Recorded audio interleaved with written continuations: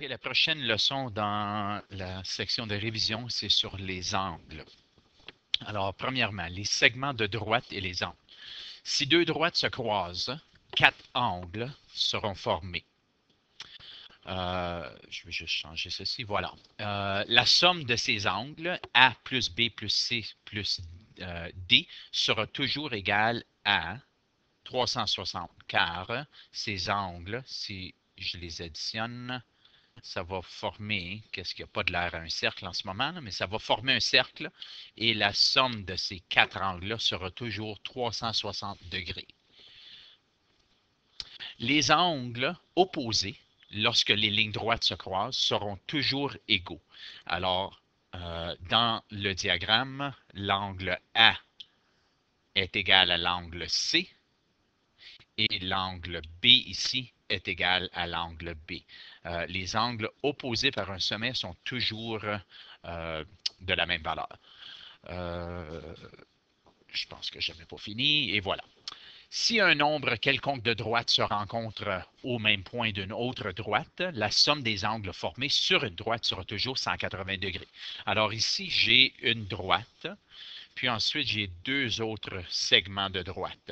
Alors, la règle dit que la somme de A plus B plus C sera toujours 180 degrés.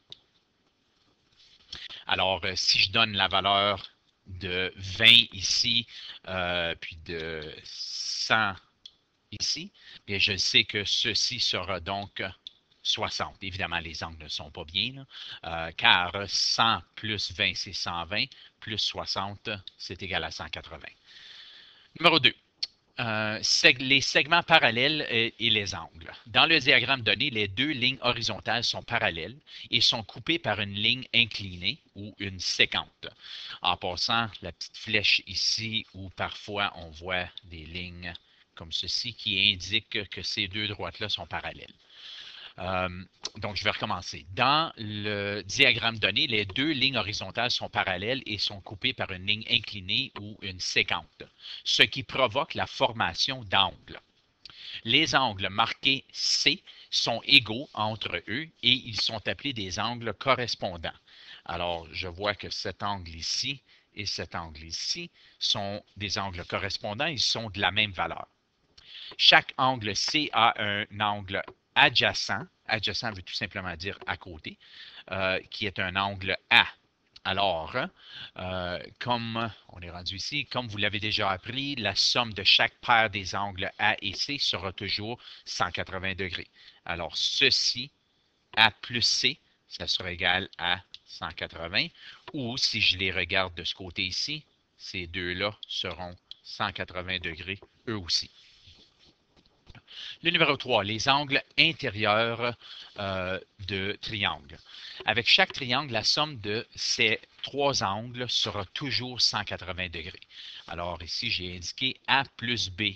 Cet angle ici, plus celui-là, c'est toujours égal à 180 degrés. Ici, j'ai deux différents triangles. J'ai un triangle isocèle qui veut dire que ce côté et ce côté sont de la même longueur, qui veut dire que ces deux angles ici sont égales.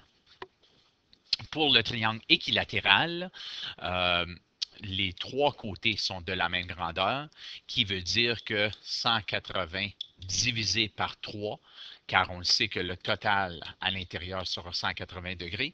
Je le divise par 3 car les trois angles sont identiques. Ça va me donner 60 comme angle intérieur d'un triangle équilatéral. C'est ce qui est expliqué ici. Dans un triangle isocèle, les deux angles formés par les deux côtés égaux sont toujours identiques. Puis dans un triangle équilatéral, les trois angles sont toujours d'une valeur de 60 degrés. Alors l'exemple 1. Trouve l'angle manquant sans utiliser un rapporteur. Alors ici, j'ai la valeur de cet angle ici qui est 2y, puis la valeur de celui-ci qui est y. Alors, on le sait que 2y plus y, si j'ajoute ceci, 2y plus y est égal à 180. 2y plus y, c'est 3y. Et ensuite, je vais diviser par 3 pour éliminer mon 3 ici.